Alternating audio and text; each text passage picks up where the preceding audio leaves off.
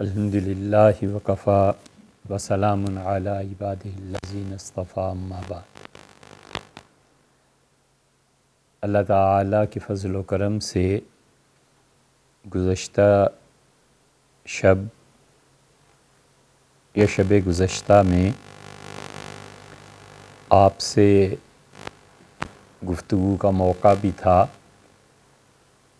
اور ریکارڈنگ بھی شروع ہو چکی تھی، لیکن بعض اعزاء میں ایسی چیز پیش آ گئی کہ اسی دوران انہوں نے فون پہ کال کی اور ابتدائی چند منٹس کے بعد فوری طور پہ ہمیں ان کے ہمراہ اسپتال جانا پڑا۔ وہی بات جو کل کی تھی آج بھی پیش نظر ہے اور سوالات کا ایک انبار ہے، اور مختلف جگہ پہ مختلف دوستوں نے جو چیزیں دریافت کی ہیں وہ سب پیش نظر ہیں، اور ارادہ بھی یہی تھا کہ ان کی تشنگی کا مداوع کیا جائے، لیکن اسی اثناء میں گزشتہ جمعرات کو ہمارے ایک دوست جو یو ایس میں رہتے ہیں، انہیں جرمنی سے کچھ لوگوں نے جن کا تعلق احمدی حضرات سے ہے، قرآن کریم کی 2 آیات پر توجہ اور غور کرنے کا پیغام بھجوایا اور یہ کہا کہ مرزا غلام احمد صاحب قادیانی اگرچہ قرآن کریم کی متعدد آیات سے خدا کے نبی ثابت ہوتے ہیں والعیاذ باللہ، لیکن ہم آپ کو یہ آیات بھیج رہے ہیں، یہ آیات دلیل ہیں اس بات کی کہ وہ مسیح آخر الزمان، مہدی اور نبی تھے۔ تو جب بات آ جائے حضرت رسالت مآب صلی اللہ علیہ وسلم کی اور بات آ جائے ختم نبوت کی اور بات آ جائے اہل السنہ کے عقیدے کی، تو پھر اس کے مقابلے میں کوئی سوال نہیں ہے، اور سوال ہی نہیں پیدا ہوتا کہ جب تک ہم وہ بات نہ کر لیں جس سے حضور اقدس صلی اللہ علیہ وسلم کی ختم نبوت پہ فرق آتا ہو، اس کا جواب نہ دے لیں، ہمارا ایمان مکمل نہیں ہوتا۔ اہل السنہ تو ایک طرف رہے، جس آدمی کو حضور اقدس صلی اللہ علیہ وسلم پر غیرت نہ آئے اور نبی کریم صلی اللہ علیہ وسلم سے متعلقہ ہر وہ چیز جو ان کی شان کو گھٹاتی ہے، اس پہ اس کے خون میں حرارت نہ پیدا ہو، اسے اچھی طرح اپنے ایمان کی فکر کرنی چاہیے۔ تمام سوالات دنیا کے مختلف گوشوں سے آئے ہوئے ایک طرف، اور اس نے ایسی بے چینی پیدا کی کہ اس کے علاوہ سوچنے کا یارہ ہی نہیں رہا کہ حضرت رسالت پناہ صلی اللہ علیہ وسلم کی ختم نبوت پہ بات کی جائے۔ وہ جو دوست ہیں وہ ایک عرصے سے رد قادیانیت پہ کام کر رہے ہیں، اور انہوں نے ہی اس بات کی خبر دی کہ کئی قادیانی افراد اور خاندانوں کو انہوں نے مسلمان کیا، اور جو 2 آیات مرزا غلام احمد صاحب کے لیے بھیجی گئی ہیں کہ اس سے اس کی نبوت ثابت ہوتی ہے، اور ان کے متعلق اللہ تعالیٰ نے یہ فرمایا ہے، ان میں سے پہلی آیت وہ قرآن کریم میں اللہ تعالیٰ نے سورہ یونس میں بیان فرمائی ہے۔ ہم انشاءاللہ تفصیل کے ساتھ ان دونوں آیات پر بات کریں گے، اور اس علم کے ساتھ کہ یہ جو دو آیات انہوں نے پیش کی ہیں، اس سے کہیں زیادہ آیات ان کے بڑے لوگ، ان کے علماء اپنی مختلف کتابوں میں اس سے پہلے تذکرہ کر چکے ہیں۔ ہم نے انہی کی کتابوں سے ڈھونڈا ہے، یہ نہیں ہے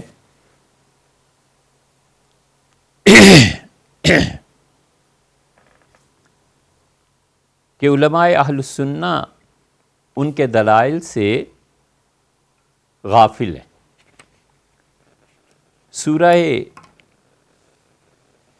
یونس کی اس آیت کریمہ کو پیش کرتے ہیں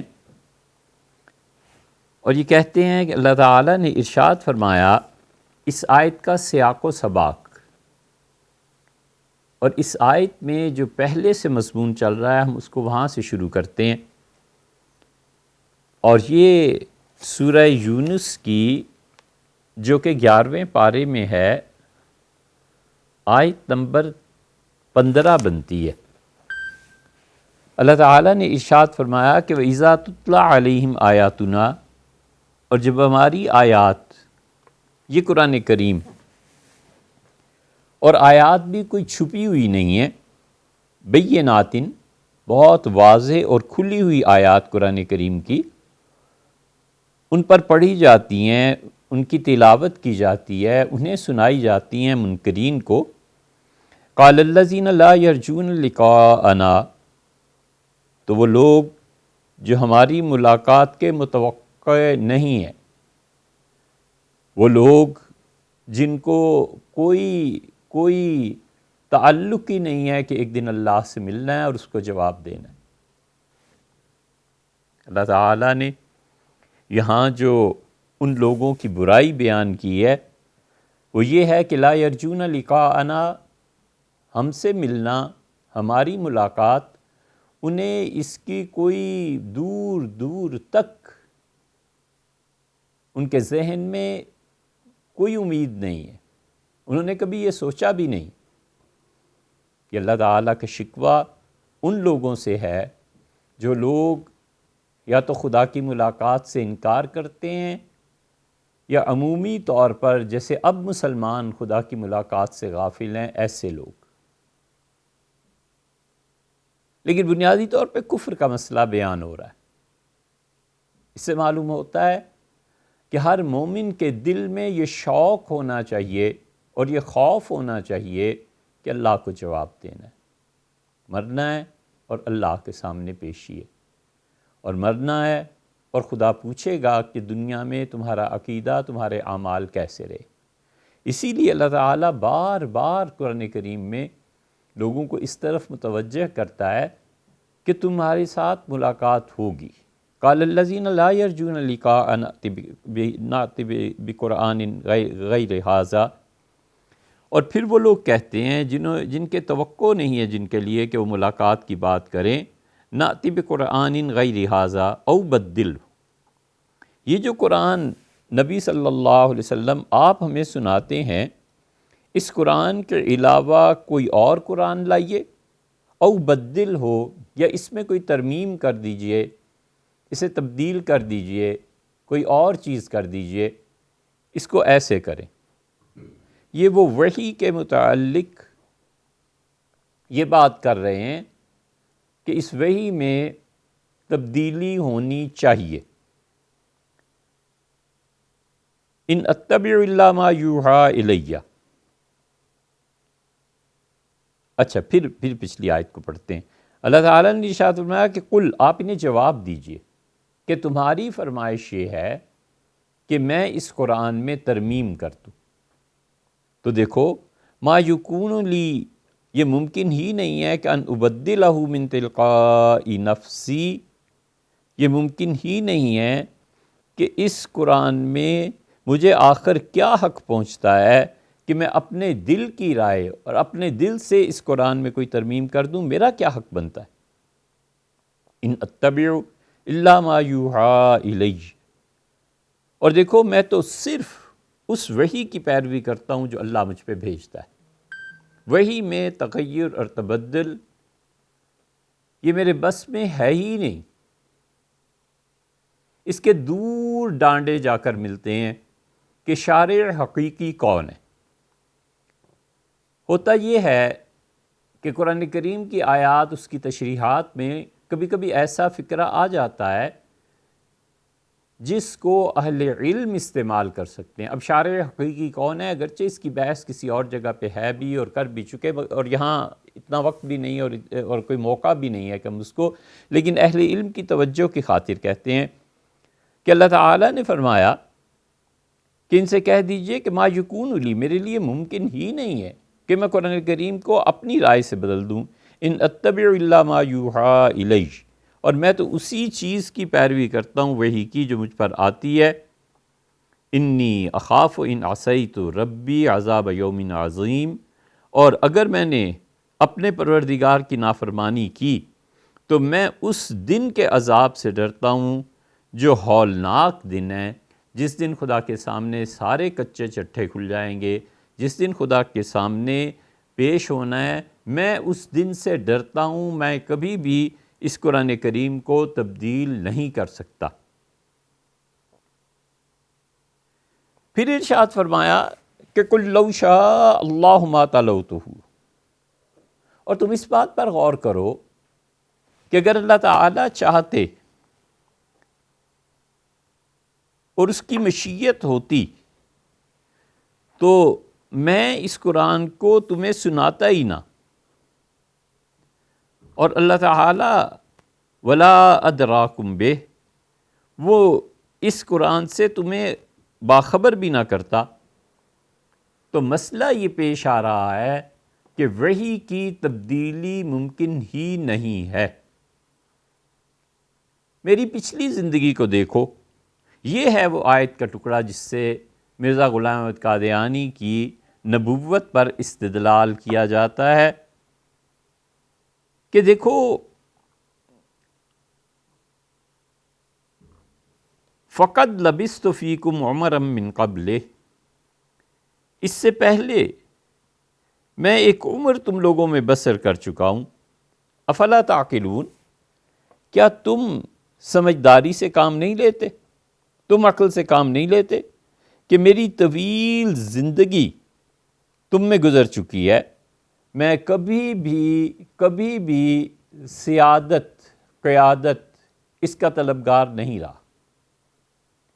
یہ تقریباً وہ بات ہے جو صحیح بخاری میں آئی ہے کہ حضرت ابو سفیان رضی اللہ عنہ کو ہرقل رومی نے جب انٹرویو کیا تو اس میں اس نے کہا کہ اس کے آباء و اجداد میں سے بھی کسی نے نبوت کا دعویٰ کیا ہے۔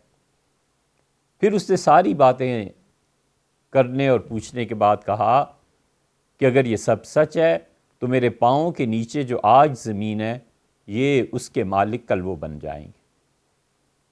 یہی چیز اس نے پوچھی، اللہ تعالیٰ نے نفی کر دی اور ارشاد فرمایا آپ ان سے کہیے کہ نبی کریم صلی اللہ علیہ وسلم کے آباء و اجداد میں کوئی شخص اس نبوت کے کا دعوے دار نہیں تھا، کبھی قیادت کی طلب نہیں کی، صادق اور امین ایک شخص مکہ مکرمہ میں بس معمول کے مطابق زندگی بسر کر رہا ہے۔ تو رسول اللہ صلی اللہ علیہ وسلم کی زندگی کو گواہ بنایا گیا کہ ماضی نبی کریم صلی اللہ علیہ وسلم نے کبھی بھی ان کے آباء و اجداد میں بھی کسی نے نہ صرف یہ کہ نبوت کا دعویٰ نہیں کیا، بلکہ وہ لوگ کبھی بھی وہ سیادت اور قیادت جس کی طلب میں بہت سے دعوے کیے جاتے ہیں ایسے دعوے دار نہیں رہے۔ یہ آیت ہمارا موقف یہ ہے کہ رسول اللہ صلی اللہ علیہ وسلم کے لیے خاص ہے، اور ان کا موقف یہ ہے کہ یہ آیت عام ہے۔ ہم کہتے ہیں کہ حضور اقدس صلی اللہ علیہ وسلم کے لیے یہ آیت کریمہ بالکل مخصوص ہے، ان کے ساتھ تعلق رکھتی ہے، اور وہ کہتے ہیں کہ اس آیت کے تحت مرزا غلام احمد قادیانی بھی آتے ہیں۔ اب مسئلہ یہ ہے کہ غلام احمد قادیانی صاحب کی جو کتاب ہے تذکرہ، جس میں ان کے الہامات کو جمع کیا گیا ہے، اس میں اسی آیت کو صرف ایک حرف کی تبدیلی کے ساتھ انہوں نے کہا کہ مجھے بھی خدا نے یہی کہا، وَلَقَدْ لَبِثْتُ فِيكُمْ عُمَرًا مِّن قَبْلِ أَفَلَا تَعْقِلُونَ۔ یہ ایک ہے، یہ واو اور فا کا فرق ہے۔ قرآن کریم یہ کہتا ہے، اور وہ تذکرہ میں لکھا ہے، یہ ان کی عبارت ہے کہ میں تم میں زندگی بسر کر چکا ہوں اس سے پہلے، کیا تمہیں سمجھ نہیں آتی؟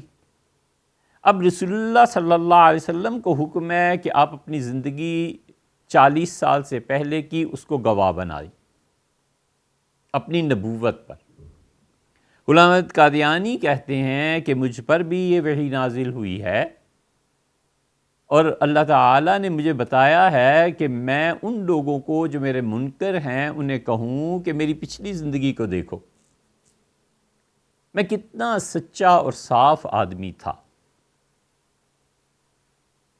اور یہ آیت انہوں نے بھیجی ہے جرمنی سے امریکہ، کہ ہمارے حضرت صاحب جو تھے ان کی زندگی نہایت پاکیزہ تھی، یہ تھی اور وہ تھی، اور مدعی کی پہلی زندگی، نبوت کا دعویٰ کرنے والے کی پہلی زندگی 40 سال پہ مبنی، اس میں طہارت اور سچائی بعد کی زندگی کے پاک ہونے کا ثبوت ہے، سچا ہونے کا ثبوت ہے۔ امید ہے اس تشریح کے بعد آپ مقدمہ سمجھ گئے ہوں گے کہ انہوں نے کس طرح سے اس آیت کو اپنے حق میں استعمال کرنا چاہا ہے اور استدلال اس سے کی ہے۔ ہم یہ عرض کرنا چاہتے ہیں، اور خاص طور پہ جو یہ بچے قادیانی حضرات کے گھروں میں پیدا ہوئے ہیں، ان کو اسلام کی دعوت دیتے ہوئے، انہیں اللہ کے دین کی طرف بلاتے ہوئے، بڑے اللہ ہی اس بات کو جانتا ہے، ہمارے پاس کوئی پیمانہ نہیں کہ ہم ان بچوں کو کچھ کہیں، لیکن بیٹو بڑے درد کے ساتھ ہم آپ سے کہتے ہیں، یہ آیت کریمہ اس سے استدلال نہیں کیا جا سکتا، اور بیٹے آپ لوگوں کا عقیدہ وہ ٹھیک نہیں ہے، آپ خود غور کیجیے۔ آپ کے مربی اور جو آپ کے مرشدین ہیں اور جو آپ کو اللہ کے دین کی طرف دعوت دیتے ہیں، وہ آپ کو کسی اور طرف لے کے جا رہے ہیں۔ آپ خود غور کیجئے کہ اس آیت کریمہ سے انہوں نے استدلال کیا ہے، اور خلاصہ اس کا یہ ہے کہ نبوت سے پہلے کی زندگی دعوی نبوت پر گواہ، شاہد اور شاہد عادل۔ ہم اس کا پہلا جواب آپ کی خدمت میں عرض کرتے ہیں۔ اچھا، ایک بات رہ گئی، جہاں یہ اصل میں انہوں نے سوال پڑھ کے آپ کو بھیجا ہے، انہوں نے اس آیت کریمہ کے بعد 2 آدمیوں کا اعتراف بھی کیا ہے۔ انہوں نے کہا، ایک تو مولانا ثناء اللہ صاحب امرتسری، مرزا غلام احمد قادیانی صاحب کی زندگی کے جو دور گزرے ہیں، ان میں سے پہلا دور ان کا تھا جب وہ عیسائیت کے شدید مخالفین میں شمار ہوتے تھے، اور مسلمانوں کی حمایت میں اور کتاب و سنت کے متعلق انہوں نے کتابیں لکھی۔ جب وہ عیسائیت کے خلاف مناظرے کرتے تھے اور عیسائی ہار جاتے تھے، تو مسلمان اہل علم خوش ہوتے تھے کہ اچھا ہوا تم نے عیسائیوں کو جواب دے دیا۔ ان کی زندگی کے اس حصے میں بہت سے لوگوں نے ان کی تعریف کی۔ ان میں 2 آدمیوں کو انہوں نے دلیل کے طور پہ پیش کیا ہے، ایک مولانا محمد حسین بٹالوی کو اور ایک مولانا ثناء اللہ صاحب امرتسری رحمۃ اللہ علیہ کو۔ اور انہوں نے کہا کہ دیکھو، ہمارے حضرت کی جب انہوں نے نبوت کا دعویٰ کیا ہے تو اس سے پہلے کی زندگی عیسائیت کے رد میں گزری، اور وہ زندگی اتنی اچھی تھی کہ تمہارے علماء خود انہیں اچھا کہتے تھے۔ تو جس شخص کو دعوی نبوت سے پہلے تم اچھا کہتے رہے ہو اس کی زندگی پہ غور کرو، افلا تعقلون، تمہیں عقل نہیں آتی کہ جو پہلی زندگی میں اتنا اچھا رہا ہے بعد میں جھوٹ کیسے بولے گا؟ ہم یہ عرض کرنا چاہیں گے کہ بھیا کیا ہر آدمی جس کی زندگی پاکیزہ اور اچھی گزری ہو، ہر آدمی، اور وہ یکایک اٹھ کے نبوت کا دعویٰ کر دے، تو کیا یہ مان لیا جائے گا کہ چونکہ اس کی پچھلی زندگی بہت اچھی گزری ہے لہٰذا آج یہ نبی بن گیا؟ یہ نہیں ہو سکتا۔ اب تک مسلمانوں کے اس گئے گزرے معاشرے میں سینکڑوں نہیں ہزاروں لوگ ہیں جنہوں نے اپنے آپ کو کبائر سے بچا کر رکھا۔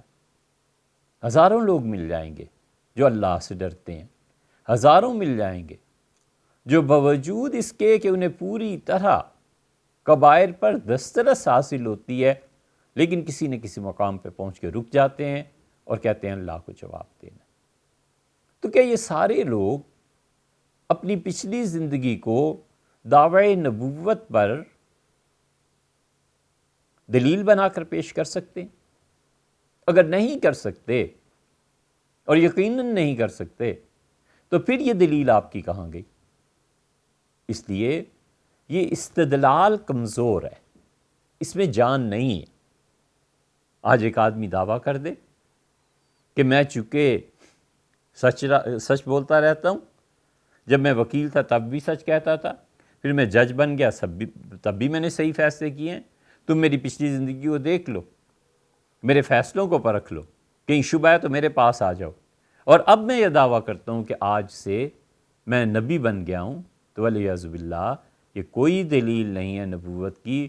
نبوت کا مقام ہی اور ہے، نبوت ایک چیز ہی الگ ہے۔ آپ نے یہ جو معیار مقرر کر لیا ہے کہ سابقہ زندگی دلیل بنے گی مستقبل کی نبوت کی، پاسٹ جو ہے وہ فیوچر کی دلیل بن جائے گا اور پھر سے نبوت جیسا مقام مل جائے گا، یہ آپ کا استدلال بچوں درست نہیں، یہ ٹھیک نہیں ہے۔ آپ اس استدلال کی بنیادی کمزوری کو سمجھ گئے ہوں گے، امید ہے آپ اس پہ غور فرمائیں گے۔ ہم اس کے دوسرے جواب کے متعلق آپ سے عرض کرتے ہیں کہ مولانا ثناء اللہ صاحب اور انہوں نے جو اس زمانے میں تعریف کی تھی، اس وقت مرزا صاحب نے جیسے کام کیے تھے ویسی تعریف بھی ہوئی تھی، اچھی تعریف کی تھی، اچھے کام کیے تھے رد عیسائیت میں، اس وقت لوگوں نے انہیں اپریشیٹ کیا۔ یہ کیا پتا تھا، کس کو خبر تھی کہ کل کو یہ اٹھ کے نبوت کا دعویٰ بھی کر بیٹھے گا؟ یہ تو کسی کو پتہ نہیں تھا۔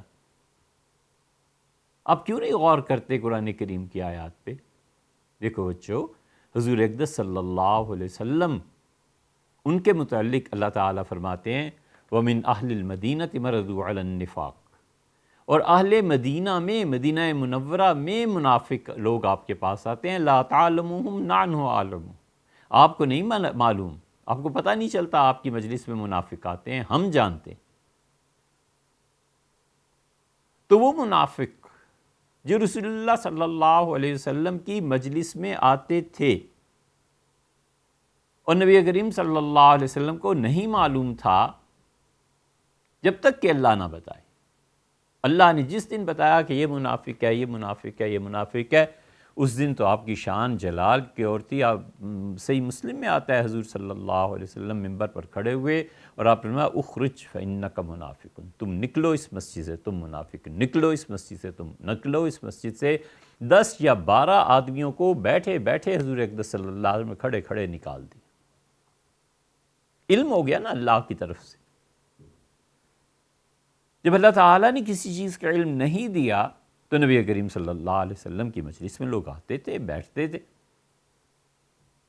آپ کہتے ہیں ثناء اللہ صاحب نے اور وہاں بٹالوی نے تعریف کی تھی، تو جس دن وہ تعریف کر رہے تھے انہیں پتہ تھا کہ ان کا مستقبل کیا ہے، اس شخص نے کیا دعوے کرنے۔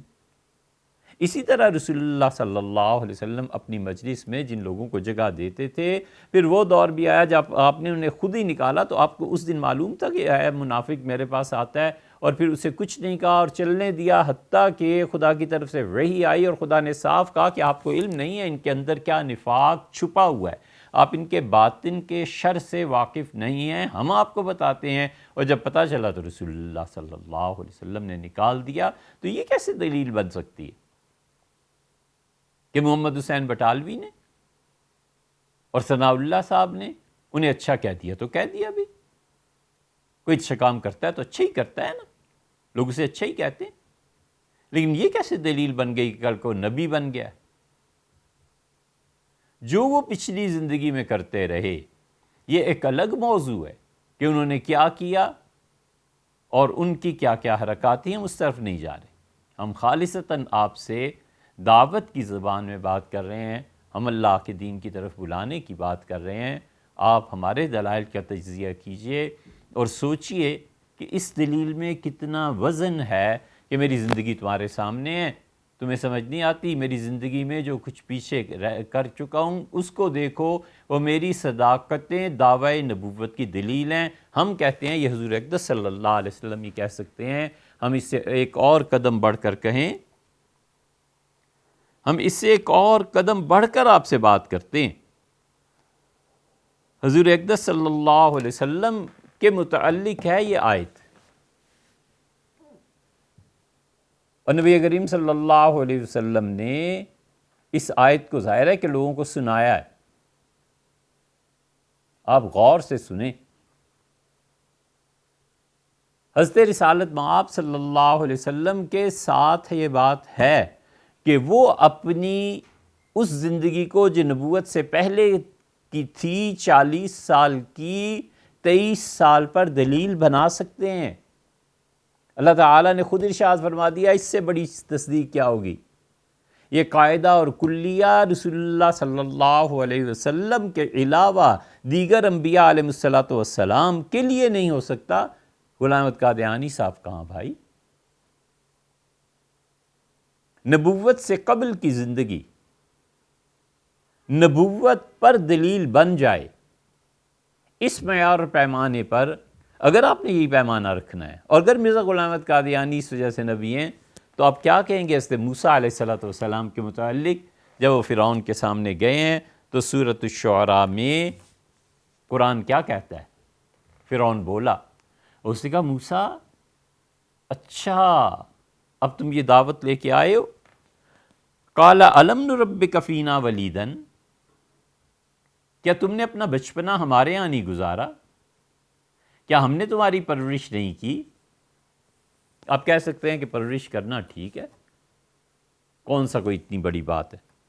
وَلَبِثْتَ فِينَا مِنْ عُمُرِكَ سِنِينَ، اور کتنے ہی برس موسیٰ تم میرے محل میں رہے ہو، تم یہاں رہے ہو، تمہاری زندگی کا وہ دور۔ وَفَعَلْتَ فَعْلَتَكَ الَّتِي فَعَلْتَ، اور تمہیں یاد ہے کہ تم نے کتنی خراب ایک حرکت کی تھی۔ وَأَنْتَ مِنَ الْكَافِرِينَ، اور تم ان سارے ماضی اور ان چیزوں پر جو کچھ بھی ہوا ہے اس کے باوجود تم ہمارے ناشکرے ہو۔ یہ سیدنا موسیٰ علیہ السلام کی وہ زندگی ہے جو نبوت سے پہلے کی ہے۔ اب اگر آپ سوچیں نبوت سے پہلے کی زندگی، اس کو دلیل اور گواہ بنا لیا جائے نبوت کے بعد والی زندگی پہ، تو موسیٰ علیہ السلام کہاں گئے؟ اس نے کوئی جھوٹ بات کہی ہے؟ قرآن خود اس کی بات کی تصدیق کرتا ہے۔ وَفَعَلْتَ فَعْلَتَكَ الَّتِي فَعَلْتَ، اور تمہیں یاد ہے موسیٰ وہ تم نے کام کیا تھا نا ایک،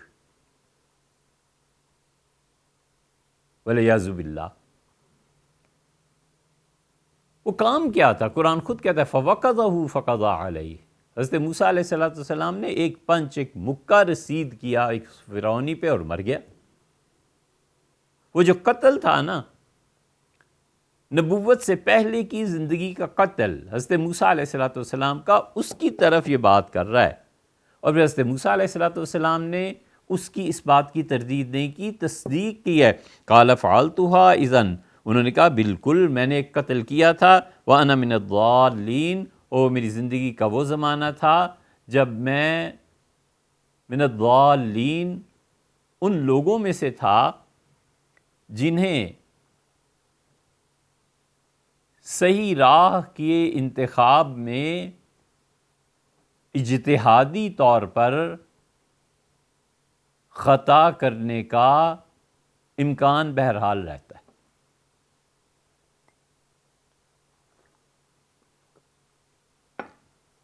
قال فعلتها اذا وانا من الضالين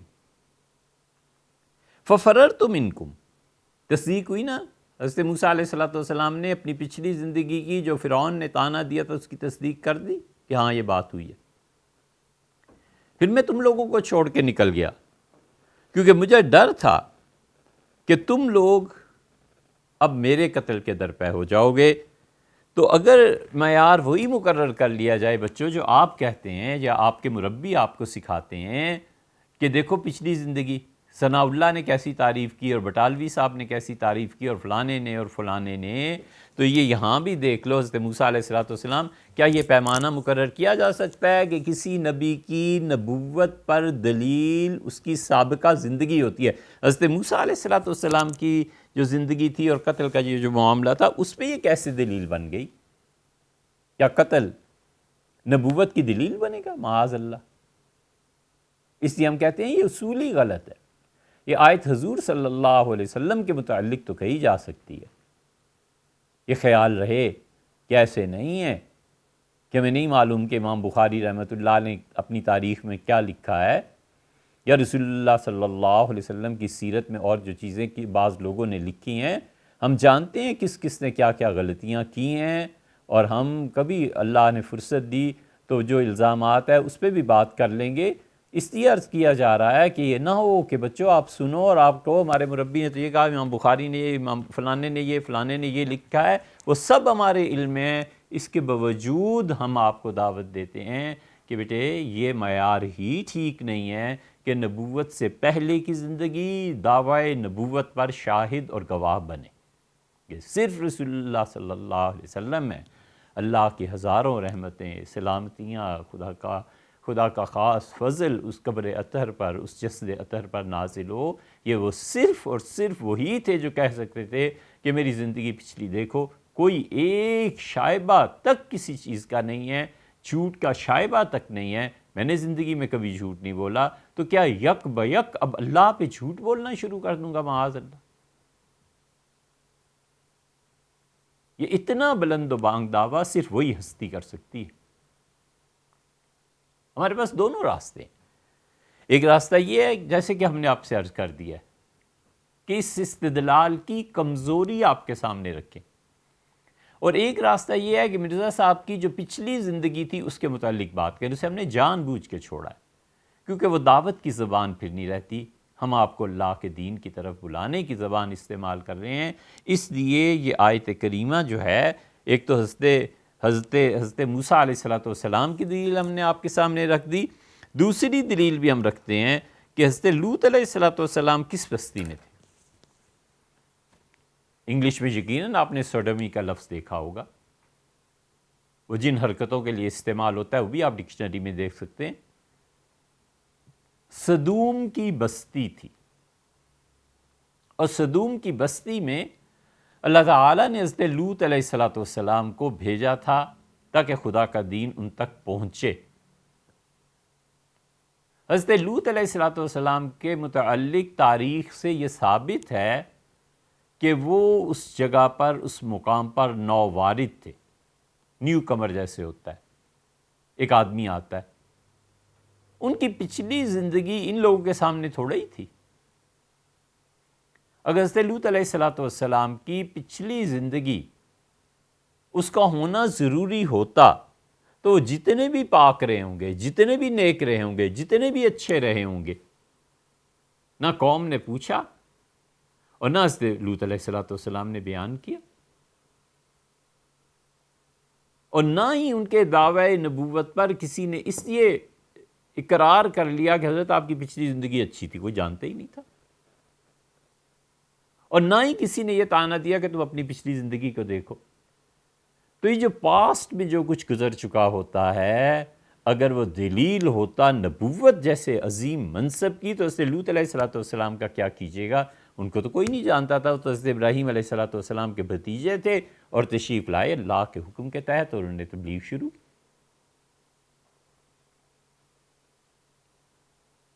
یہ استدلال اتنا کمزور ہے کہ اب ہم تیسری بات آپ کے سامنے رکھ رہے ہیں۔ حضرت مہدی کے متعلق جگہ جگہ پر یہ آتا ہے احادیث میں کہ حضرت مہدی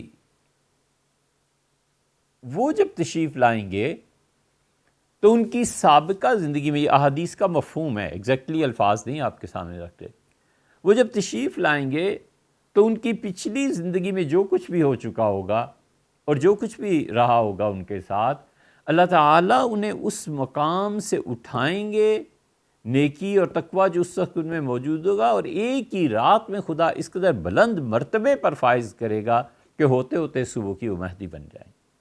وہ عام انسانوں سے اپنے تقویٰ، اپنی نیکی سے ممتاز ہوں گے؟ نہیں ہوں گے۔ یہ ان کے مہدی ہونے سے پہلے کی زندگی ہے، جب میں سے کسی کے علم میں بھی نہیں ہے، کیونکہ کبھی تو ان کی تشریف آوری ہونی ہے، اور اللہ تعالیٰ انہیں ترقی دیں گے ایک ہی رات میں۔ اس لیے یہ دلیل بنا لینا کہ پہلے کی زندگی بات کو نبوت تک پہنچا دیتی ہے، یہ نہیں ہوا کرتا۔ اللہ نے نبوت میں پچھلی زندگی کسی کی سوائے نبی کریم صلی اللہ علیہ وسلم کے کہیں شہادت کے طور پر پیش نہیں کی، بس اللہ نے یہی فرمایا کہ اللہ یجتبی الیہ من یشاء، اللہ جس کو چاہتا ہے چن لیتا ہے، منتخب فرما لیتا ہے۔ اب وہ چن لیتا ہے تو چاہے وہ مجدد کے درجے کے لیے چن لے، چاہے وہ مہدی کے درجے کے لیے چن لے، چاہے وہ نبوت کے لیے چن لے، یہ سب اختیارات اللہ کے ہیں۔ یہ کہنا کہ مرزا غلام احمد قادیانی صاحب کا کہ میں تمہارے پاس پچھلی زندگی گزار چکا ہوں لہٰذا میری نبوت کا دعویٰ سچا ہے، یہ کوئی دلیل۔ اور آخری بات اس سلسلے میں عرض کریں کہ کیا انبیاء علیہ السلام نبوت سے پہلے کی زندگی میں مشرک ہوا کرتے ہیں، کافر ہوا کرتے ہیں؟ والعیاذ باللہ۔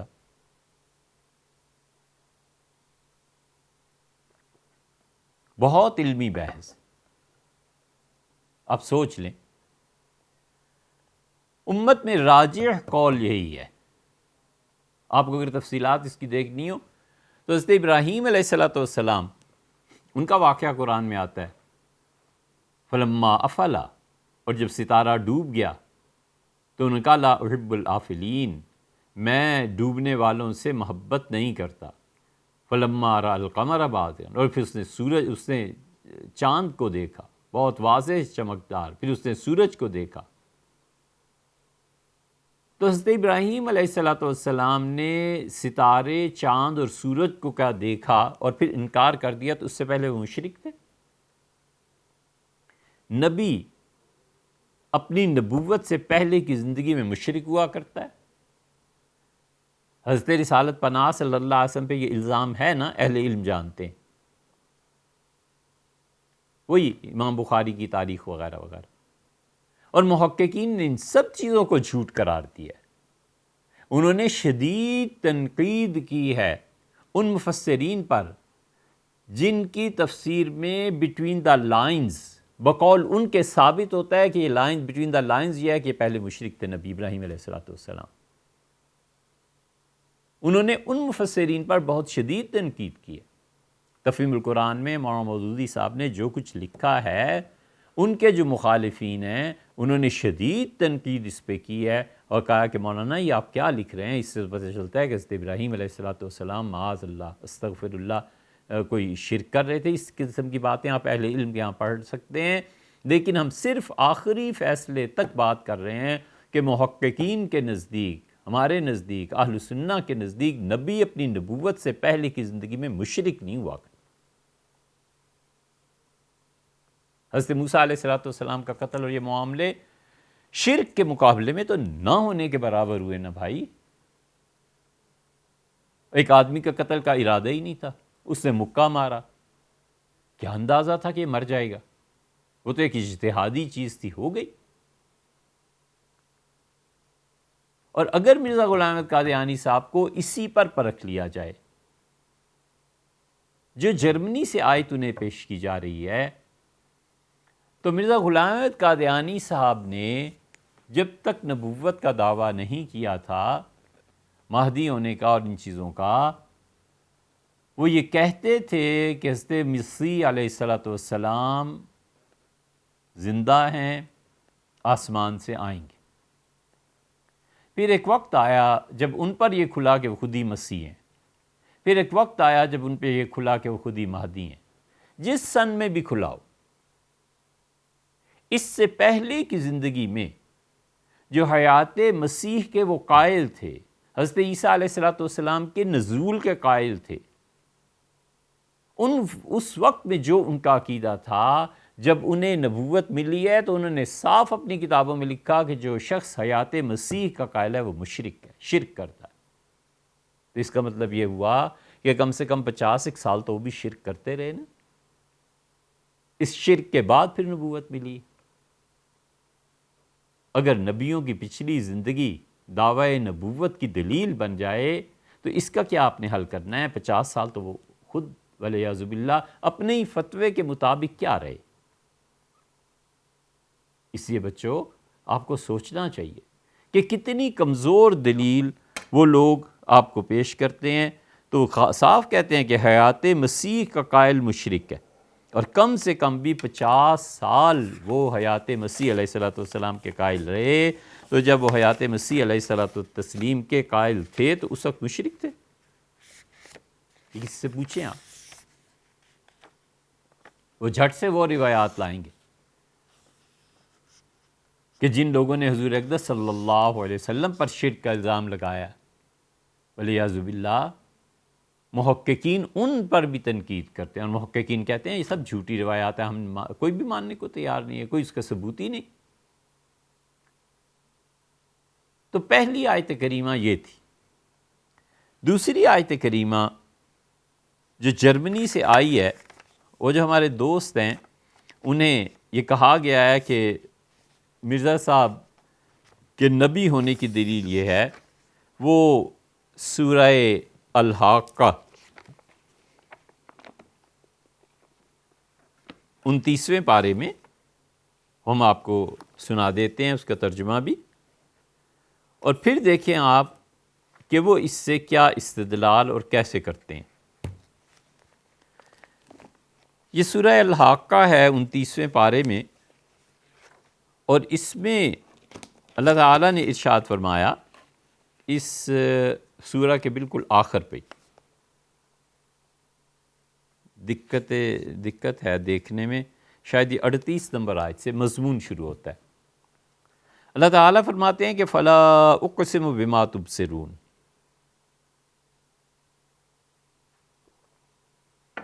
اور آپ ان سے کہیے میں قسم کھاتا ہوں ان چیزوں کی جن کو تم دیکھتے ہو، جو تمہیں نظر آتی ہیں، آفاق اور انفس میں، ہر جگہ تم انہیں دیکھ سکتے ہو۔ میں ان چیزوں کی قسم کھاتا ہوں جو میرے ہونے پر دلالت کرتی ہیں، مثلاً بچہ، اس کے بناوٹ، اس کی پیدائش، کن کن مراحل سے خدا تعالیٰ انہیں گزارتا ہے اور کن کن مراحل سے وہ گزرتے ہیں۔ اللہ نے فرمایا فَلَا أُقْسِمُ بِمَا تُبْصِرُونَ، میں قسم کھاتا ہوں یہ اللہ نے پہلی دلیل دی، اور فرمایا آفاق اور انفس کے گواہیوں سے جو چیز ثابت ہوتی ہے۔ اور دیکھو دوسری چیز وَمَا لَا تُبْصِرُونَ، اور جو تم نہیں دیکھ سکتے میں اس کی بھی قسم کھاتا ہوں، ان چیزوں کی جن کو تم دیکھتے ہو اور ان چیزوں کی بھی جن کو تم نہیں دیکھتے۔ نہیں دیکھتے آخرت ہے، نہیں دیکھ سکتے اللہ کی صفات ہیں، نہیں دیکھ سکتے بہت سی کائنات میں کیا کیا زندگیاں ہیں، کہاں کہاں حیات کا وجود پایا جاتا ہے، اس کائنات میں کیا ہو رہا ہے۔ خود سائنس جو کچھ کھوج لگا کے ہمارے سامنے رکھ رہی ہے، وہ بھی کہتے ہیں کہ 5-7% ہم نے دریافت کیا، ابھی تو ہمیں پتہ ہی نہیں کہ اس دنیا میں اور کیا ہے اور کیا نہیں۔ اللہ کہتا ہے مجھے دونوں کی قسم، وہ بھی جو تم دیکھتے ہو اور وہ بھی جو تمہیں دکھائی نہیں دیتا۔ اِنَّهُ لَقَوْلُ رَسُولٍ کریم، دیکھو یہ بہت باعزت ہمارا بھیجا ہوا ہے، یہ وہ کلام لے کر آیا ہے، بہت باعزت رسول یعنی جبریل امین۔ جبریل امین نے یہ کلام تم تک پہنچایا ہے، اور وہ ہے کیا؟ جبریل کی تعریف میں فرمایا کہ کریم، جبریل امین بڑے ہی شریف اللہ کے شرفاء سے مطلب جو لغت میں آپ لیتے ہیں یہ بدماش کے بالمقابل نہیں، ولیعذ باللہ، مطلب بہت ہی اعلیٰ درجے کا وہ ہمارا پیغمبر ہے۔ وما ہوا بقول شاعر، اور دیکھو یہ قرآن ہم نازل کر رہے ہیں، یہ کسی شاعر کا کلام بھی نہیں ہے، قلیلا ما تؤمنون، اور تم اس کو بہت کم سمجھتے ہو، یہ کسی کا ایسا کلام نہیں ہے۔ باعزت رسول حضرت جبریل امین لاتے ہیں، اور جبریل کے مقابلے میں کوئی شیطان اس کا القاء نہیں کرتا، کیونکہ جہان وہ ہے نا، جنات، شیاطین، فرشتے سب۔ تو فرمایا شیطان نہیں آتا، کوئی جن نہیں آتا، جبریل امین لے کے آتے ہیں۔ وما ہوا بقول شاعر، اور یہ شاعر بھی نہیں ہے کہ یہ جو آیات کو دیکھتے ہو، عربیت، لغت، یہ چیزیں، ولا بقول کاہن، اور کسی جادوگر کا کلام بھی نہیں ہے۔ قلیلا ما تذکرون، بہت تھوڑا تم لوگ اس چیز کو سمجھتے ہو، تمہیں یہ سمجھ نہیں آتی۔ ہم تمہیں ایک چیز بتاتے ہیں، وَلَوْ تَقَوَّلَ عَلَيْنَا بَعْضَ الْأَقَاوِيلِ، تم یہ کہتے ہو کہ یہ قرآن جنات کی طرف سے ہے، تم یہ کہتے ہو کہ محمد صلی اللہ علیہ وسلم جادو ہو گیا ہے، تم یہ کہتے ہو کہ شاعری ہے۔ میں تمہیں ایک معیار بتاتا ہوں، وَلَوْ تَقَوَّلَ عَلَيْنَا بَعْضَ الْأَقَاوِيلِ، دیکھو یہ خدا کا جو کلام ہے، اگر کوئی گھڑ کے ہم پہ بات کرے، اپنے پاس سے گھڑے، بنیادی طور پر ہو نبی اور گھڑے، یہاں یہ کہتے ہیں یہ آیت عام ہے، ہم کہتے ہیں عام نہیں ہے، یہ آیت خاص ہے نبیوں کے ساتھ۔ وہ شخص جو نبی ہو اور پھر جھوٹ بولے، آپ کہتے ہیں کہ نبی ہو نہ ہو خدا پر جھوٹ بولے، ارے بھیا نبی ہو نہ ہو خدا پر جھوٹ بولے تو اس سے خدا ضرور پکڑے گا؟ ایسے نہیں ہے۔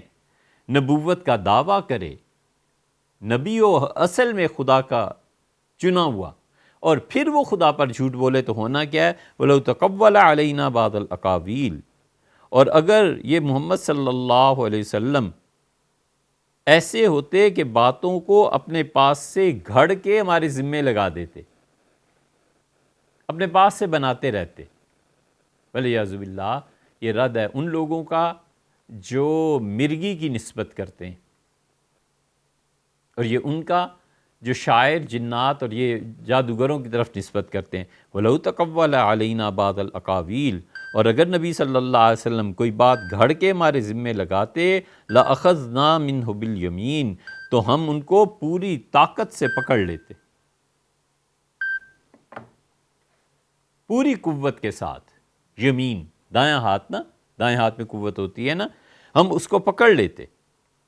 ثم، اور اس کے بعد یہ حالت ہو جاتی کہ اس کی پاداش میں کہ ہم نے وحی نہیں کی، ایک سچے نبی پر وحی نہیں کی، اور فرض کر لو ولیعذ باللہ حضور اقدس صلی اللہ علیہ وسلم اپنی طرف سے کوئی بات گھڑ دیتے ہیں اور ہمارے ذمے لگا دیتے ہیں، تو ہم پکڑ لیتے، اور پھر ثم لقطعنا منہ الوتین، اور ہم ان کی وتین کاٹ دیتے، یہ شہرگ، یہ رگے گلو جو ہے نا شہرگ، اس کو کاٹ دیتے، ذبح کر کے رکھ دیتے۔ فما منکم من احد عنہ حاجزین، اور تم میں سے کوئی بھی شخص ہم کو اس فعل سے نہیں روک سکتا تھا۔ تمہیں کسی میں ہمت نہیں ہے کہ ہم سے پوچھے کہ ہم نے کیوں قتل کیا؟ ہم پہ جھوٹ بولنا کوئی چھوٹی سی چیز ہے؟ ہم نے نبوت جیسے مقام پہ سرفراز فرمایا اور فائز کیا، اور وہ اٹھ کے مجھ پہ جھوٹ بولے؟ اللہ کہتا ہے میں اسے مار دیتا، ذبح کر دیتا۔ اس لیے بتایا کہ یہ جو کافر الزام لگاتے تھے، یہ ان کا جواب دیا۔ اب جہاں سے دھوکہ دیتے ہیں آپ کو آپ کے رہنما، وہ یہ کہتے ہیں کہ دیکھو اللہ نے یہ معیار مقرر کیا ہے کہ اللہ تعالیٰ پر اگر جھوٹ بولا جائے تو خدا جھوٹے کو پکڑ کے ہلاک کر دے گا، مار دے گا۔ یہ وہ بات ہے جو مرزا غلام احمد قادیانی صاحب نے لکھی ہے، آگے جو مربی چل رہے ہیں وہ اسی کو لے رہے ہیں۔ ہم کہتے ہیں بات یہ نہیں ہے، بات یہ ہے کہ کوئی نبی اگر جھوٹ بولے گا، یہ کلیہ عام نہیں ہے، یہ ہر شخص کے لیے نہیں ہے، یہ جتنے جھوٹے دعوے کرنے والے ہیں، مہدی ہونے کا دعویٰ کرے، جھوٹے مدعی نبوت ہیں، وہ دعویٰ کریں، کوئی بھی جو جھوٹا دعویٰ کرتا ہے یہ آیت کریمہ اس کے لیے ہے ہی نہیں۔ یہ آیت کریمہ تو فرمائی گئی کہ کافروں کے جواب میں کہ تم جو کہتے ہو کہ حضور اقدس صلی اللہ علیہ وسلم اپنے پاس سے گھڑ لیتے ہیں، وَلَوْ تَقَوَّلَ عَلَيْنَا بَعْضَ، اگر یہ گھڑ لیتے ہوتے اور میرے ذمہ لگا رہے ہوتے، میں پکڑ لیتا دائیں ہاتھ سے اور میں ذبح کر کے رکھ دیتا، کون ہے جو مجھے باز رکھ سکے اس بات سے؟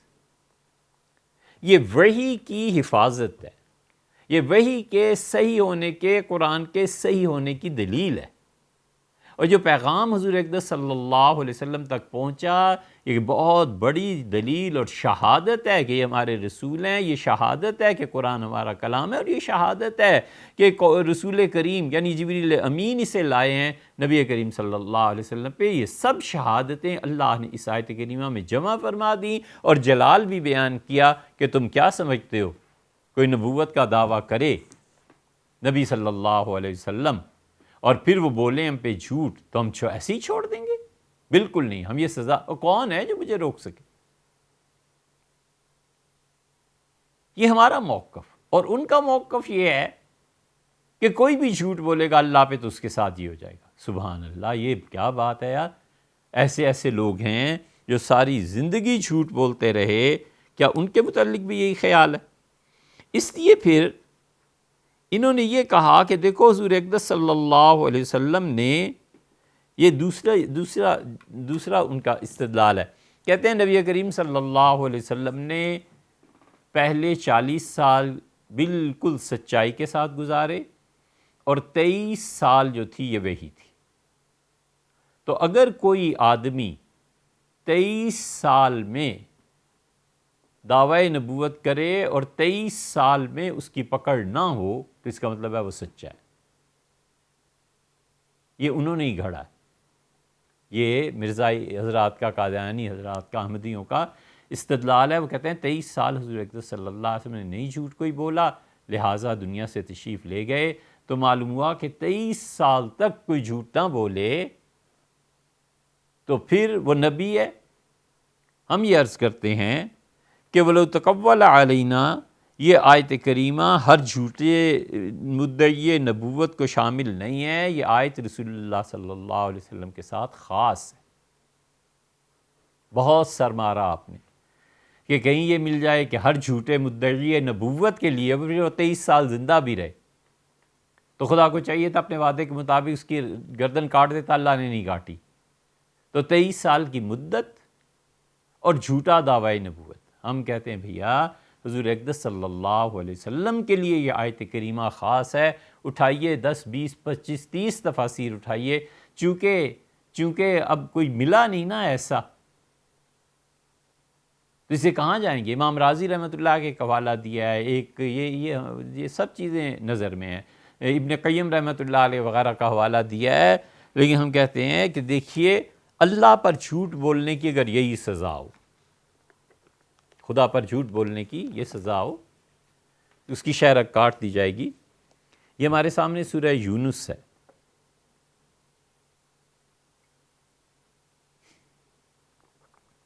اللہ تعالیٰ فرماتے ہیں قُلْ إِنَّ الَّذِينَ يَفْتَرُونَ عَلَى اللَّهِ الْكَذِبَ لَا يُفْلِحُونَ، یہ 70 نمبر آیت ہے 11ویں پارے میں سورہ یونس کی علیہ الصلاۃ والتسلیم،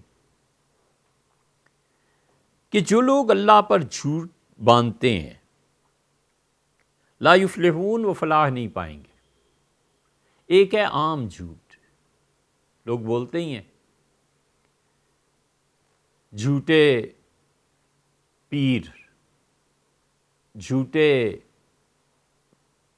شعبدہ باز اور جھوٹا نبوت کا دعویٰ کرنے والا، سب ایک ہیں۔ ان کے متعلق اللہ تعالیٰ فرماتے ہیں کہ لا یفلحون، یہ فلاح نہیں پائیں گے۔ اور نبی کریم صلی اللہ علیہ وسلم اگر معاذ اللہ نبی صادق ہونے کے بعد یہ حرکت کرتے تو یہ سزا ملتی، لیکن یہ جو اس طرح کے کریں گے ان کو وہ سزا نہیں ہے۔ اللہ تعالیٰ نے فرمایا ہے کہ متاعن فی الدنیا، یہ دنیا کی زندگی ہے جہاں پر وہ کچھ فائدہ اٹھا لیں گے، ثم الینا مرجعہم، پھر وہ لوٹ کر آئیں گے ہماری طرف کو، ثم نذیقہم العذاب الشدید بما کانوا یکفرون، اور پھر ہماری طرف جب واپسی ہوگی تو اس کفر کی پاداش میں، اللہ پر جھوٹ باندھنے کی پاداش میں، نبی نہیں ہے اور اپنے آپ کو نبی کہتا ہے، نبی ہے اور جھوٹ بولتا ہے، اس کی سزا وہ ہے، نبی نہیں ہے اس کے باوجود اپنے آپ کو نبی کہتا ہے، تو اللہ نے فرمایا پھر ان کے کفر کی پاداش میں ہم ان کو سخت عذاب چکھائیں گے۔ 23 سال والا کلیہ کہاں گیا؟ اللہ نے جانی کہا کہ 23 برس تک۔ اللہ تعالیٰ فرماتے ہیں کہ وہ دنیا کی زندگی میں جو بھی انہوں نے اس سے دنیا کمانی ہے کما لیں گے، لیکن انہیں سمجھائیے، انہیں کہ یہ جو کچھ تم کر رہے ہو نا، یہ وہ چیز ہے جس پہ خدا کی طرف سے نہ 23 برس کی مدت ہے نہ کچھ اور، تمہارا جھوٹ چلے جب تک چلے، ہمارے پاس آؤ گے تو عذاب ہوگا۔ تو اس لیے حضرت رسالت پناہ صلی اللہ علیہ وسلم کے ساتھ وہ آیت کریمہ خاص ہے، ہر ایک کے لیے عام نہیں ہے۔ یہ بالکل اسی طرح ہے اللہ تعالیٰ پر جھوٹ بولنا والعیاذ باللہ، اور نبی سچا ہو۔ اللہ تعالیٰ نے سورہ بنی اسرائیل میں بہت شدید چیز نازل فرمائی۔ اللہ نے فرمایا وَإِن كَادُوا لَيَفْتِنُونَكَ عَنِ الَّذِي أَوْحَيْنَا إِلَيْكَ لِتَفْتَرِيَ عَلَيْنَا غَيْرَهُ، اور یہ ہو سکتا تھا، قریب تھا کہ یہ کفار مکہ آپ کو آزمائشوں میں ڈال کر، تکالیف پہنچا کر آپ کو اس پیغام سے ہٹا دیں جو ہم نے آپ پر وحی کی۔ پھر کیا ہوتا اگر آپ اس پیغام سے ہٹ جاتے؟ لِتَفْتَرِيَ عَلَيْنَا غَيْرَهُ وَإِذًا لَاتَّخَذُوكَ خَلِيلًا، تو آپ یہ کرتے کہ ہمارے متعلق کوئی جھوٹ بول دیتے نبی صلی اللہ علیہ وسلم۔ یہ تو چاہتے تھے شرک کریں، کوئی اور بات، والعیاذ باللہ۔ خدا نے کہا تو پھر کیا ہوتا، آپ ہم سے کٹ جاتے، اذا لاتخذوک خلیلا، اور کفار مکہ آپ کو اپنا بہترین دوست بنا لیتے، بہت گاڑا۔ ولولا ان ثبتناک، اگر ہم نے ہی آپ کو نہ جمائے رکھا ہوتا، لقد کدت ترکن الیہم شیئا قلیلا، تو عین ممکن تھا کہ آپ قریب تھا کہ ان کی طرف جھک پڑتے، اور اگر ایسے ہو جاتا اذا لأذقناک ضعف الحیات و ضعف الممات، تو ہم آپ کو آپ کی زندگی میں بھی اور موت میں بھی دگنا عذاب نازل کر دیتے۔ ثم لا تجد لک علینا نصیرا، اور کوئی آپ کا مددگار میرے مقابلے میں آپ کو چھڑا نہ سکتا، میرے عذاب سے بچا نہ سکتا۔ یہ چاہتے تھے کہ آپ جھوٹ بولیں، ہم نے پکڑ لیا، آپ کے قلب مبارک کو تھام لیا۔ ولولا ان ثبتناک، اگر ہم آپ کو قائم نہ رکھتے، اور کبھی آپ اگر ان کی طرف جھک جاتے تو یہ تو بڑی مشکل پیش آ جاتی، یہ ہوتا۔ دیکھا آپ نے، یہ اسی لیے یہ آیت کریمہ نازل کی گئی کہ نبی سچا ہو اور اپنے مقام سے ذرا وہ ہٹا نہیں کہ اللہ کی طرف سے تنبیہ نہیں آئی۔ اور انبیاء علیہ السلام اپنے مقام سے کہاں ہٹنے والے لوگ ہیں، خدا کا خاص فضل ان پہ نازل ہوتا ہے۔ اگر یہ نہ ہو تو پھر تو اس کائنات میں ہدایت کا سارا نظام ہی درہم برہم ہو جائے۔ ایک بات یہ بھی سوچنے کی ہے کہ وہ جو کہتے ہیں کہ 23 سال نبوت کی زندگی کے گزارے اور پھر خدا کا عذاب نہ آئے تو یہ نبی ہو گیا، تو ایک بات یہ بھی تو سوچی جا سکتی ہے کہ مرزا صاحب نے دعوی نبوت کے بعد اگر 23 سال گزارے ہوتے تو عذاب آتا، وہ تو چند برس زندہ رہے۔ یہ جو معیار آپ نے مقرر کیا تھا وہ معیار تو یہیں سے باطل ثابت ہوتا ہے۔ پھر اسی طرح بہاءاللہ نے نبوت کا دعویٰ کیا تھا، اور بہاءاللہ جھوٹی نبوت کا دعویٰ کرنے کے 40 سال بعد تک زندہ رہا، نہ خدا کی طرف سے اس کا دایاں ہاتھ پکڑا گیا، نہ اسے مارا گیا، نہ ہی اس پر کوئی عذاب آیا۔ 40 سال وہ اس دعوے پہ قائم رہا ہے۔ بہاءاللہ کے حالات آپ پڑھ لیجئے گا۔ اگر یہ ہر اس جھوٹے مدعی نبوت کے لیے ہوتی آیت کریمہ تو پھر تو اس کے ساتھ بھی یہ ہونا چاہیے تھا، نہیں ہوا۔ یہ اس شخص کے لیے پس ثابت ہوتا ہے کہ یہ آیت کریمہ اللہ نے نازل فرمائی ہے اس آدمی کے لیے جو خدا کا حقیقی نبی ہو، اور پھر وہ اللہ پر افترا کرے، اللہ پر جھوٹ باندھے اور خدا کی وحی میں کچھ خیانت کر دے، تو اللہ نے اس کو کہا ہے کہ اگر آپ ایسے کرتے تو ایسے ہو جائے۔ پھر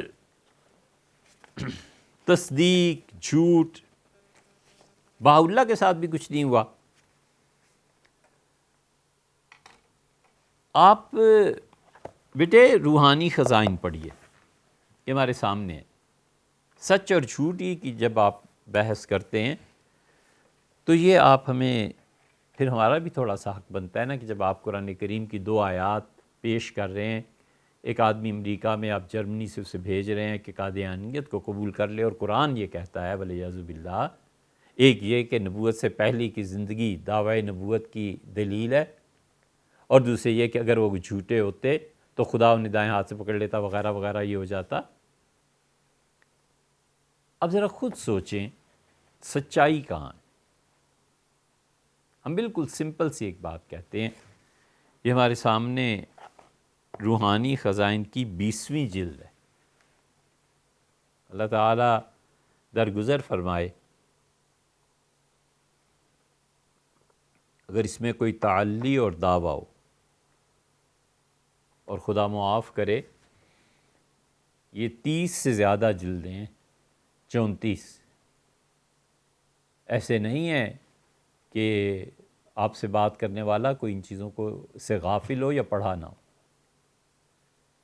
یہ 20ویں جلد ہے، مدت ہوئی اس پہ ہم نے نشانات بھی لگا دیے تھے اسی وقت۔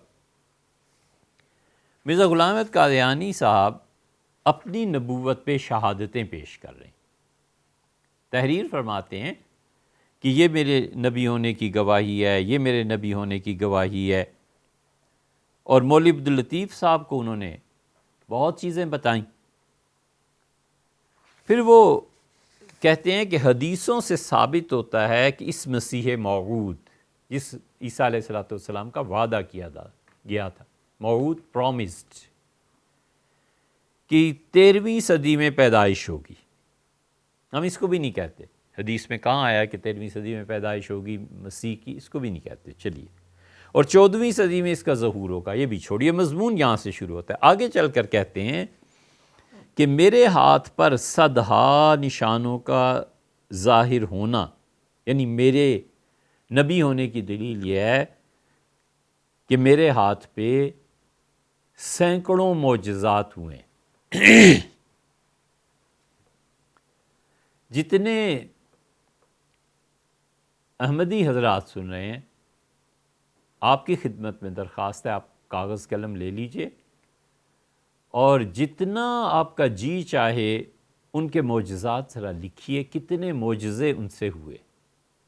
سینکڑوں معجزات کا فرمایا ہے نا، سینکڑوں، کوئی 8-10 معجزے آپ لکھ دیجیے کہ ان کا معجزہ تھا، والعیاذ باللہ، اس لیے میں اسے نبی مانتا ہوں۔ پھر کہتے ہیں کہ یہ بھی ایک دلیل ہے ان کی، ہزارہا نیک لوگوں کا میری تصدیق کے لیے خوابیں دیکھنا۔ ہزاروں لوگوں نے خوابیں دیکھی۔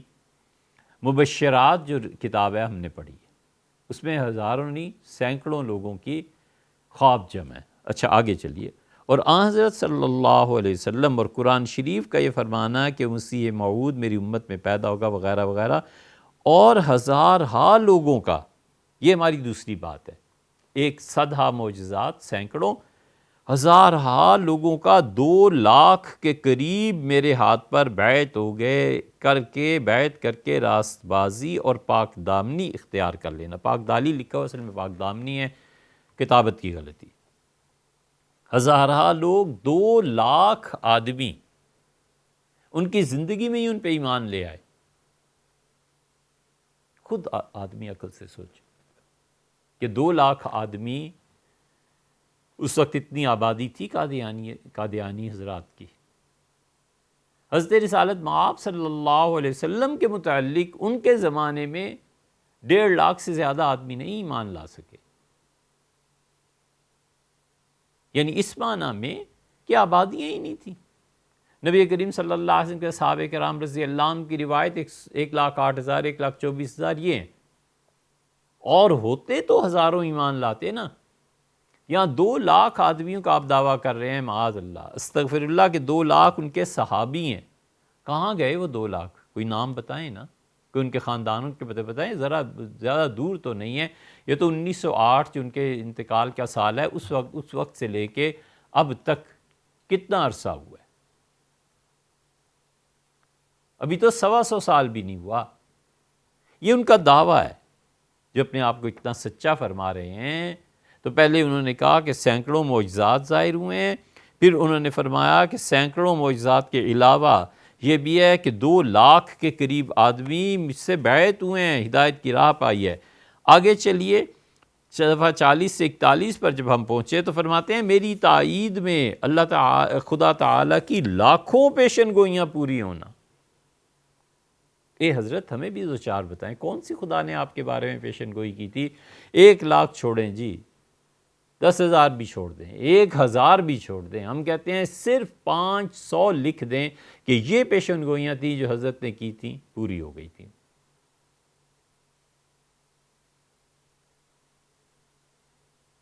خدا کا خوف چاہیے، نہ کرے، بالکل ایسی باتیں نہ کرے۔ اللہ کے ہاں جا کر جواب دینا ہے ان تمام حروف کا جو زبان ادا کرتی ہے، اور ان تمام جملوں اور الفاظ کا جو ہم اپنے قلم سے لکھتے ہیں۔ 2 سطریں چھوڑ کے پھر کہتے ہیں کہ جس حالت میں کئی لاکھ پیشن گوئی روز روشن کی طرح ہو چکے، کئی لاکھ پیشن گوئی، کون سی مستقبل کی خبریں ہیں جو کئی لاکھ پر مشتمل ہیں؟ 2 لاکھ آدمی ہیں، ان کے صحابی ہیں، لاکھوں ان کی پیشن گوئی ہیں، اور حد ہو گئی۔ اس کے بعد آپ دیکھیں کہ صفحہ 40 پہ فرمایا تھا کہ 100 ہا نشان، پھر صفحہ 41 پر پہنچے، لکھتے رہے ہوں گے نا، تو اسی گھنٹے میں یہ بھی لکھ دیا یا پھر کچھ وقفہ ہو گیا، جو بھی اللہ جانتا ہے بہتر۔ صفحہ 40 پہ وہ پتہ چلا کہ سینکڑوں کے حساب سے معجزات تھے۔ صفحہ 41 پہ پہنچے تو انہوں نے فرما دیا کہ دیکھو میرے لیے لاکھوں پیشن گوئیاں میں نے کی ہیں، اور پھر جب صفحہ 43 پہ پہنچے تو کہتے ہیں اپنے متعلق کہ جس شخص کے ہاتھ سے اب تک 10 لاکھ سے زیادہ نشان ظاہر ہو چکے ہیں اور ہو رہے ہیں۔ یہ کچھ خدا کا خوف چاہیے۔ 10 لاکھ معجزات 1908 تک ہندوستان میں اگر ظاہر ہوتے اور لوگ اپنی آنکھوں سے دیکھتے تو لوگ اتنے احمق ہو گئے تھے کہ ایک آنکھوں دیکھی چیز کو جھٹلا دیتے۔ یہ 10 لاکھ آپ چھوڑ دیجئے، اگر یہ بات صحیح ہے نا تو 1,000 پیشن گوئیاں کوئی لکھ دیجئے، 10 لاکھ جو نشانات ظاہر ہوئے ہیں، آپ ان کی سوانح لکھیے، ان پر ایک مضمون لکھیے۔ یہ تمام قادیانی بچے جو حق کی تلاش میں ہیں وہ بھی، اور جو نہیں ہیں ان کو بھی میری درخواست ہے بیٹے، آپ صرف ایک چیز اس پہ ڈاکٹریٹ کر لیجئے، کچھ کر لیجئے ہمارے لیے۔ اگر آپ ظاہر ہے سمجھتے ہوں گے کہ ہم گمراہ ہیں، ختم نبوت کا عقیدہ ہمارا غلط ہے، وَلِعِیَاذُ بِاللَّہ ہم مسلمان نہیں ہیں، میں فرد واحد آپ کی نظر میں مسلمان نہیں ہوں، مجھے مہربانی کر کے آپ 1,000 معجزات اپنے حضرت کے لکھ دیجئے کہ یہ معجزات ہیں۔ حضرت نے 10 لاکھ لکھا ہے، اور میں آپ کو 1,000 کی 100 کی فہرست بھیج رہا ہوں، چھوڑو یار 1000 کو، 100 کی فہرست بھیج رہا ہوں۔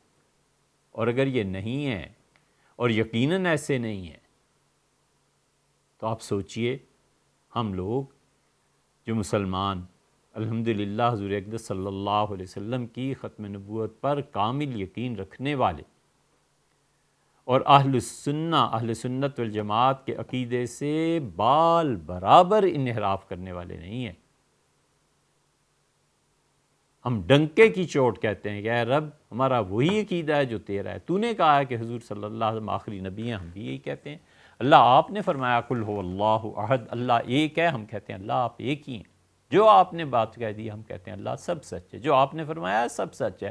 تو اس سے بلند و بالا ہے کہ ہم جیسے گناہ گار تیری تصدیق کریں، تو اس سے بھی کہیں کہیں وراء الورا ثم وراء الورا ثم وراء الورا۔ سمنانی اور سے مجدد رحمہم اللہ اسی زبان میں بات کرتے تھے۔ اب سوچیں، اب ہمیں لکھ بھیجیں، آپ کی نظر میں ہم گمراہ ہیں تو ہمیں دعوت دے دیں نا ہدایت کی۔ ہم آپ سے اور باتیں تو بعد میں، سر دست بس صرف یہی کہتے ہیں کہ آپ اس روحانی خزائن میں تذکرۃ الشہادتین،